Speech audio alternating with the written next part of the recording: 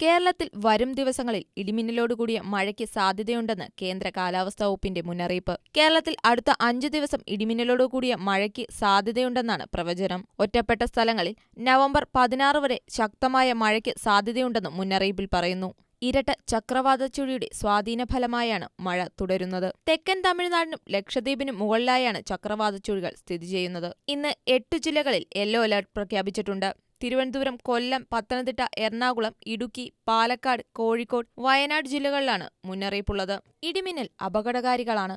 ഇടിമിന്നലിന്റെ ആദ്യ ലക്ഷണം കണ്ടുകഴിഞ്ഞാൽ ഉടനെ തന്നെ സുരക്ഷിതമായ കെട്ടിടത്തിനുള്ളിലേക്ക് മാറുക. തുറസായ സ്ഥലങ്ങളിൽ തുടരുന്നത് ഇടിമിന്നലേൽക്കാനുള്ള സാധ്യത വർദ്ധിപ്പിക്കും. ശക്തമായ കാറ്റിനും ഇടിമിന്നലും സാധ്യതയുള്ള ഘട്ടത്തിൽ ജനലും വാതിലും അടച്ചിടണം. വാതിലിനും ജനലിനും അടുത്ത് നിൽക്കാതിരിക്കുക. കെട്ടിടത്തിനകത്ത് തന്നെ ഇരിക്കുകയും പരമാവധി ഭിത്തിയിലോ തറയിലോ സ്പർശിക്കാതിരിക്കാൻ ശ്രമിക്കുക. ഗൃഹോപകരണങ്ങളുടെ വൈദ്യുതി ബന്ധം വിച്ഛേദിപ്പിക്കുക.